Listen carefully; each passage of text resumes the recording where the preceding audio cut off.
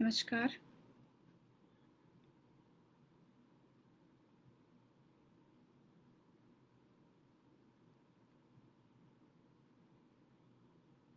Hello, नमस्कार।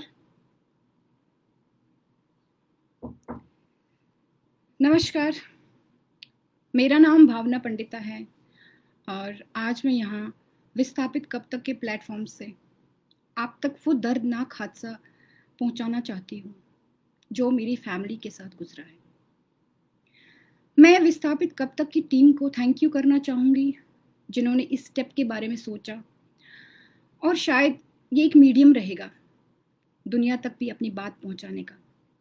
Thank you so much. मैं start करती हूँ अपनी पर्सनल जो मेरा एक्सपीरियंस रहा है कश्मीर में। ये उन दिनों की बात है जब मैं छोटी थी और स्कूल जाती थी। कश्मीर में चीज़ें बदल रही थी और हम कुछ समझ नहीं पा रहे थे कि क्या हो रहा है। मैं हंदवारा से लगभग 1 या 1.5 किलोमीटर दूर एक गांव में रहती थी जिसका नाम था करगाम, और उन दिनों वहाँ सिर्फ एक ही प्राइवेट स्कूल था हंदवारा में, और जो आसपास के सभी बच्चे, गांव के बच्चे, वो वहीं पढ़ने जाते थे। I remember one thing very clearly, हम स्कूल अक्सर पैदल जाया करते थे घर से। मॉर्निंग के टाइम तो खूब भीड़ रहती थी क्योंकि ऑफिस गोअर्स और बाकी स्कूलों के बच्चे रहते थे रोड पे, लेकिन छुट्टी के टाइम सबकी अलग अलग टाइमिंग्स होती थी। तो हमारे गांव से लगभग 4-5 गर्ल्स थी जो उसी सेम स्कूल में पढ़ते थे। हम साथ जाते थे और साथ आते थे। तो आते हुए हम वही 4-5 गर्ल्स होती थी। तो रास्ते में एक प्लेस पड़ती थी, जब हंदवारा से करगाम की साइड आते हैं तो जो वो 1-1.5 किलोमीटर का डिस्टेंस है, दोनों साइड से ऑर्चिड्स हैं थे तब। आई डोंट नो अब क्या हुआ होगा। तो वो पूरा प्रॉपर फेंसिंग रहती थी, तो अच्छा माहौल रहता था, कोई डर नहीं लगता था। लेकिन एक प्रॉपर एक प्लेस आती थी जहाँ पे एक एरिया था, वो एक झरना सा बहता था, मीडो सा था, और वहाँ पे अक्सर वो एक मुस्लिम मोहल्ला था। वहाँ पे अक्सर झुंड रहता था बॉयज़ का, मुस्लिम बॉयज़ का। तो जब भी हम वहाँ पहुँचते थे, ये लोग सब एक साथ चिल्लाना शुरू कर देते थे, बटकूरी बटकूरी दाली बटनी, इतना ज़्यादा चिल्ला, पता नहीं क्या क्या बोलते रहते थे, बहुत बदतमीजी करते थे। तो हम अपने कान ऐसे बंद करके उस प्लेस से भाग जाते थे वहाँ से। हमें बड़ा हैरेसमेंट फील होता था और बड़ा ही डिस्क्रिमिनेशन भी फील होता था, क्योंकि हमारे साथ कुछ मुस्लिम गर्ल्स भी थी। उनको तो कभी कोई कुछ नहीं बोलता था, सिर्फ हमें ही बोला जाता था।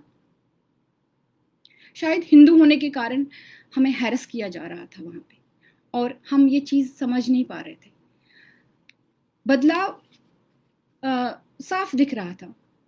लोगों यानी कि मेजॉरिटी का जो माइंडसेट था वो चेंज हो रहा था कश्मीर में।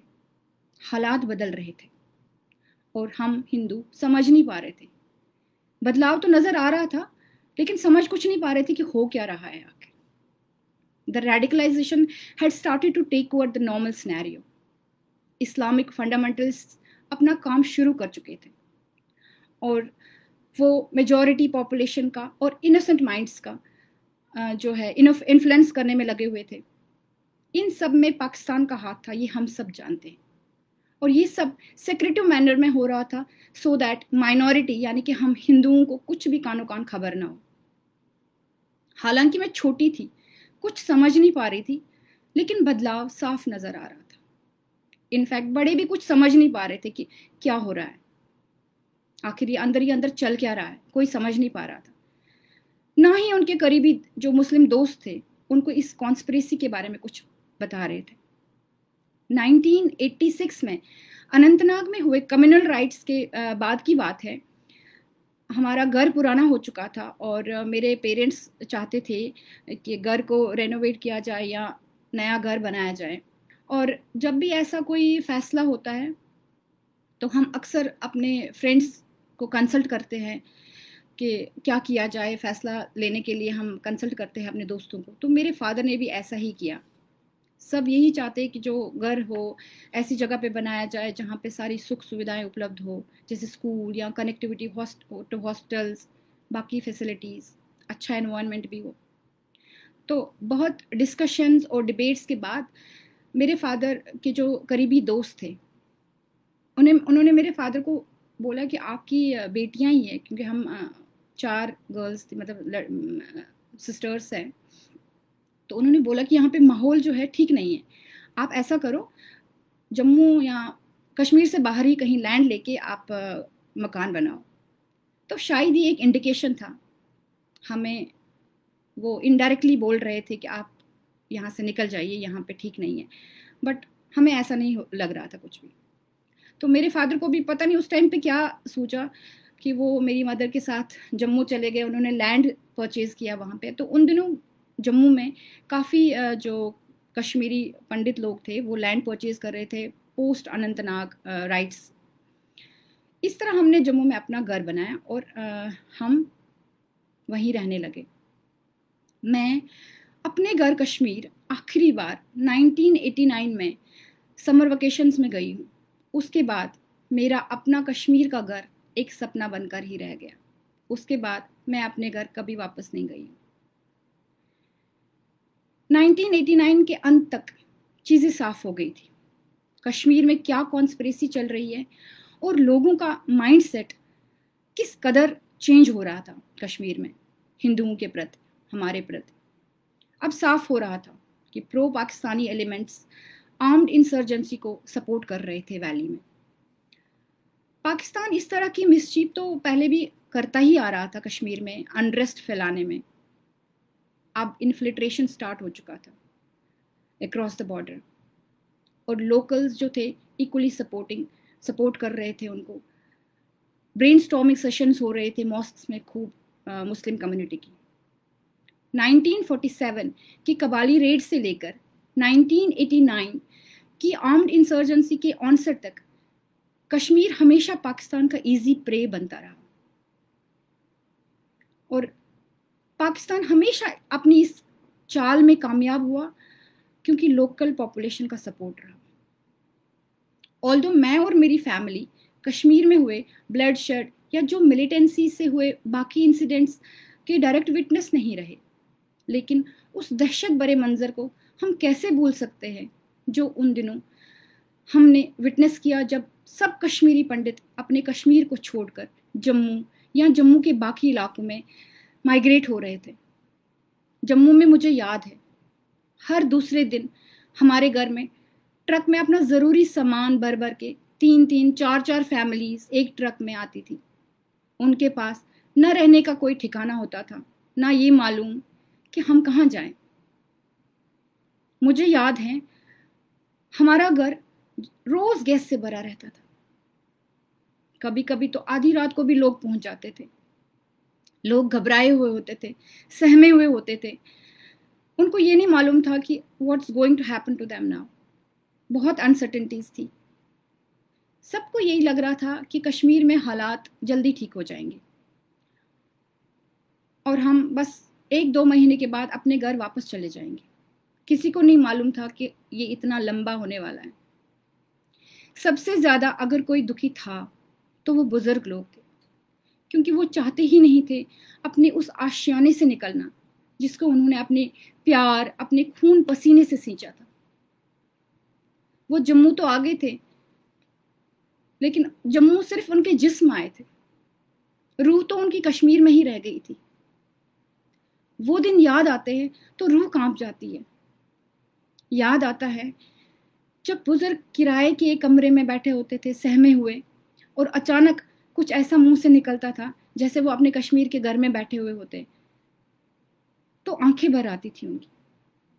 लोग डिप्रेशन में आ गए थे और लगातार पंडितों के मर्डर्स और जेनोसाइड सिचुएशन को बद से बदतर बना रहे थे। जब किसी से उसका घर छिन जाता है वो एहसास क्या होता है, ये सोचकर ही दिल दहल जाता है।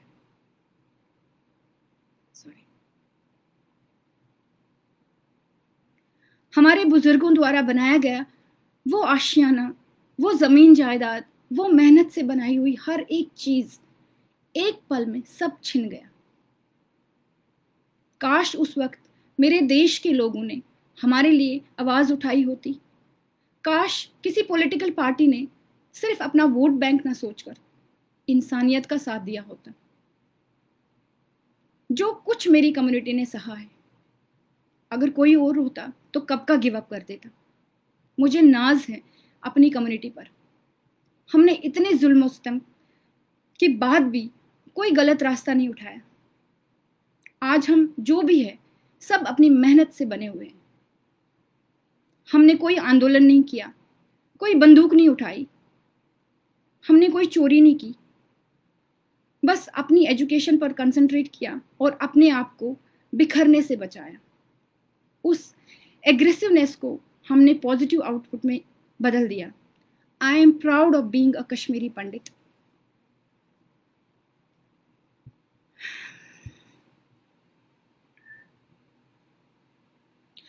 मैं बात करती हूँ अपनी फैमिली की, यानी मेरे इन लॉज के बारे में। मेरे father in law Shri Jagannath Pandita Handwara की बागतपुरा के रहने वाले थे। वो निहायती शरीफ इंसान थे, हमेशा दूसरों की हेल्प करने वाले, बहुत ही सॉफ्ट हार्टेड।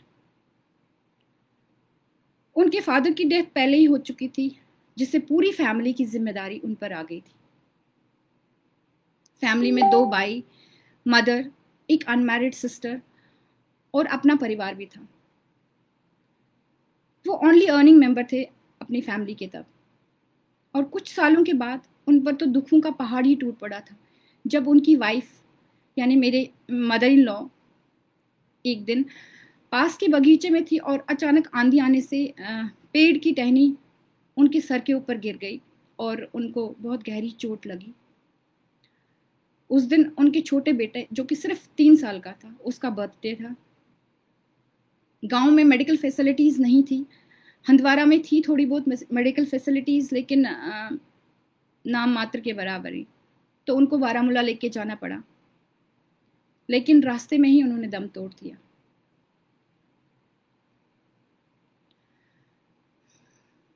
अपने पीछे वो 3 छोटे छोटे बच्चे छोड़ गई थी। She was only 26 years old।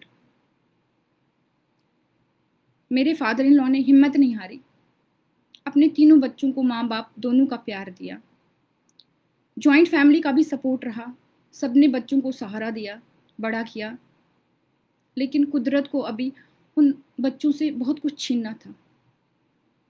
जब 1990 में कश्मीर में मिलिटेंसी जोरों पर थी, कश्मीरी पंडितों को मारा जा रहा था सरेआम, रेप्स, टॉर्चर्स किए जा रहे थे।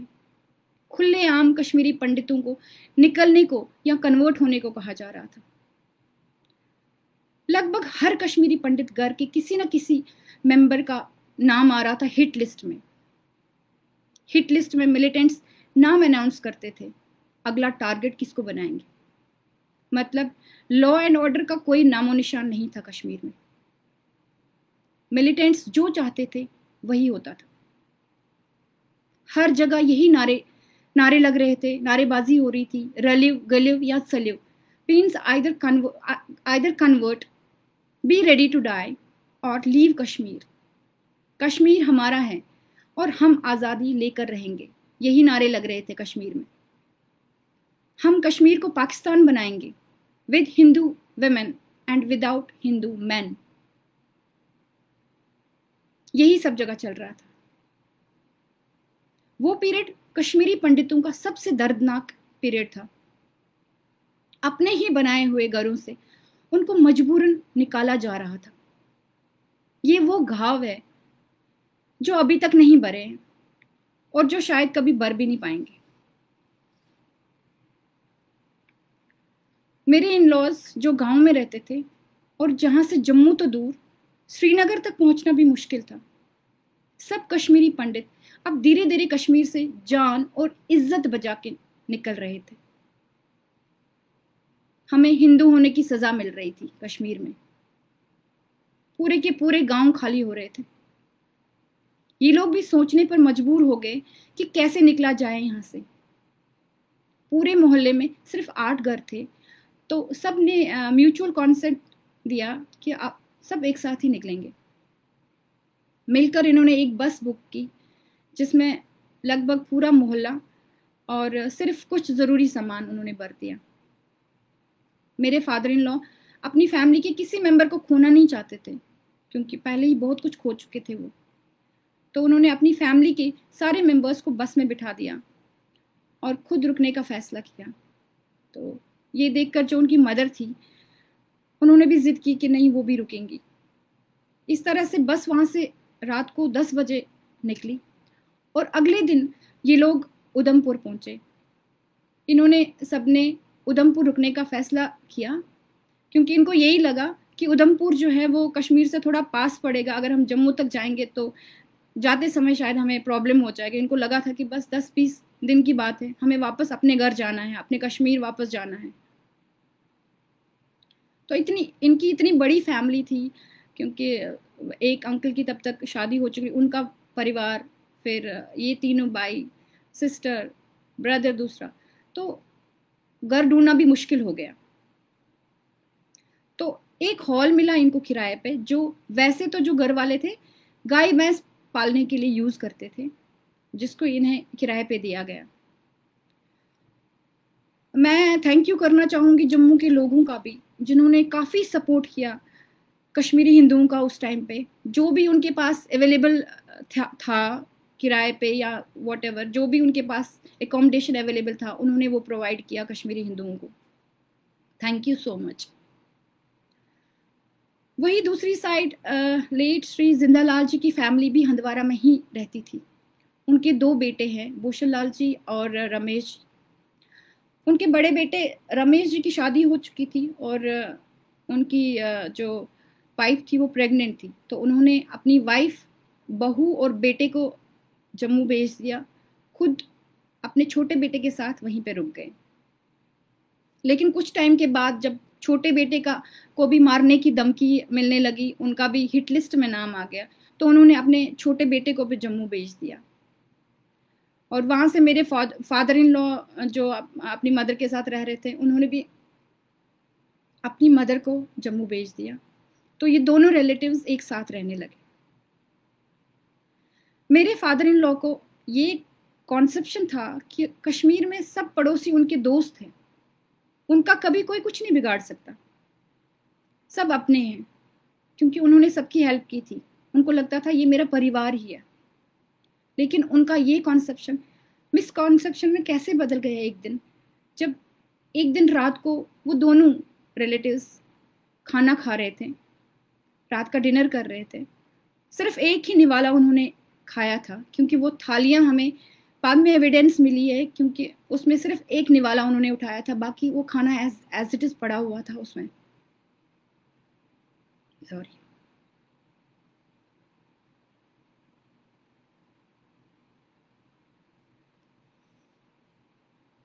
उनको बुलाने के लिए कोई अपना ही जान पहचान वाला आया और दोनों को अपने साथ लेके गया, अपने ही ऑर्चर्ड में। वहां पे उन दोनों के साथ काफ़ी टॉर्चर उनको किया गया, काफ़ी सारा टॉर्चर किया गया। उसके बाद जो फेंसिंग वायर थी, बार्ब्ड वायर, अपने ही जो बाग की जो वायर थी जिससे फेंसिंग होती है, उस बार्ब्ड वायर से उनको स्ट्रैंगुलेट किया गया था दोनों को, और बॉडीज को वहीं पेड़ पर टांग दिया गया था।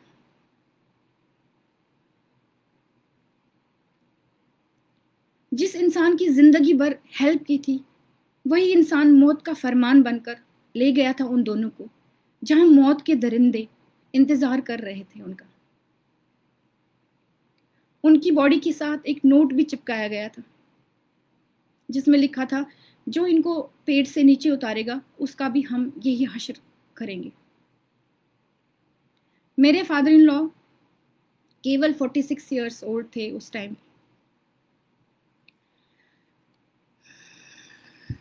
सॉरी।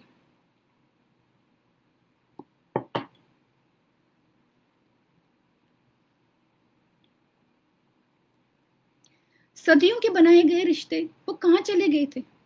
इंसानियत कहाँ चली गई थी? जो गांव के लोग थे, उनके दिल क्यों नहीं दहले ये मंजर देखकर? क्यों इंसानियत की आंखों पर पर्दा पड़ गया था?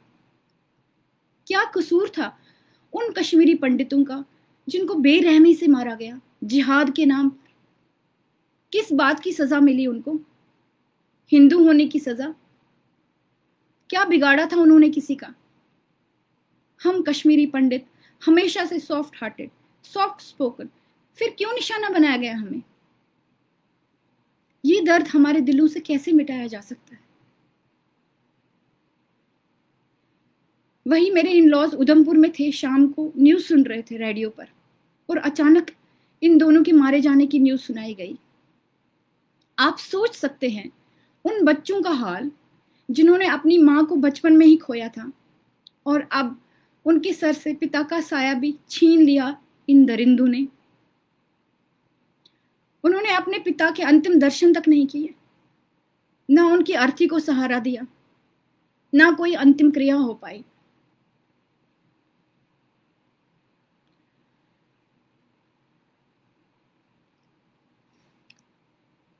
दोनों बॉडीज वहीं पेड़ पर लटकी रही 3 डेज तक। फिर मेरे हस्बैंड के अंकल, जो पुलिस में जॉब लग गई थी उनकी, वो अपने 2-3 फ्रेंड्स को लेके पुलिस यूनिफॉर्म पहन के वहाँ चले गए।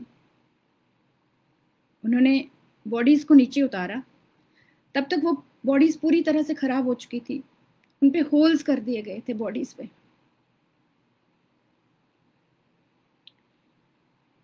तीनों बच्चे बहुत डिस्टर्ब हो गए थे और डिप्रेशन में आ गए थे, क्योंकि इन्होंने अब माँ और बाप दोनों को खो दिया था। लेकिन बड़े भाई ने अपने दोनों भाइयों को संभाला और इनको माँ बाप दोनों का प्यार दिया, दोनों को पढ़ाया लिखाया। वहीं चाचा चाची, जो बाकी सब लोग, बुआ थे, फैमिली थी, सब ने बच्चों को संभाला। बहुत तकलीफ़ें उठाई तीनों भाइयों ने, लेकिन मेहनत की, और आज तीनों अपने अपने फील्ड में ऊंचे मुकाम पर है। हम सभी कश्मीरियों ने, सभी ने कुछ ना कुछ खोया है, लेकिन हम जो आज है वो सब अपनी मेहनत से है। जो भी आज जिस मुकाम पर है वो अपनी मेहनत से बना हुआ है। आई एम प्राउड। इस तरह की दर्द भरी कहानियां हम सब कश्मीरी पंडितों की है। हर एक ने किसी न किसी अपने को खोया है उस पीरियड के दौरान, लेकिन किसी पॉलिटिकल पार्टी के कान पे जूं तक नहीं रहेंगी। कश्मीरी पंडितों ने जम्मू में टेंटों में अपने दिन गुजारे हैं, जिस 45 डिग्री टेम्परेचर में लोग घर के अंदर एसी कूलर में भी गर्मी महसूस करते हैं। कश्मीरी पंडित कपड़े के बने टेंटों में खुले मैदान में रहते थे। मुझे नाज है अपनी कम्युनिटी पर। हमारे साथ इतने जुल्म हुए, लेकिन हमने कभी बंदूक नहीं उठाई, पत्थर नहीं उठाए, हमने कोई आंदोलन नहीं किया। और इंतहा देखिए, हमने आरटीआई फाइल किया अपने केस के लिए, और वहां से रिस्पॉन्स आया कि it has been closed. We wonder, ना केस की सुनवाई हुई, ना किसी मुजरिम को सज़ा मिली, और केस क्लोज कर दिया गया। कब इंसाफ होगा? कब उन दरिंदों को सज़ा मिलेगी? हमें कुछ नहीं मालूम। आखिर कब तक हमारे साथ ऐसा चलेगा? कब हमारी सुनवाई होगी? स्टेट गवर्नमेंट से लेकर सेंट्रल गवर्नमेंट तक nobody ever listened to our plea. We are nomads, refugees in our own country. पिछले 30 साल से हम अपने ही देश में विस्थापित हैं। स्टेट लेवल पॉलिटिशियन से लेकर सेंट्रल की कैबिनेट मिनिस्ट्री तक सिर्फ हमें शब्दों में इस्तेमाल किया गया है, लेकिन हमारे बारे में कभी नहीं सोचा गया। We are in exile. We Kashmiri Pandits have always been encashed as a sympathy card at the time of election, and yet they don't realize that something better should have been done for the community. आखिर कब तक? आखिर कब तक हमारे नाम के साथ विस्थापित शब्द जुड़ेगा? कश्मीरी पंडित विस्थापित आखिर कब तक? So ladies and gentlemen, thank you so much for listening to me. Thank you. Namaskar.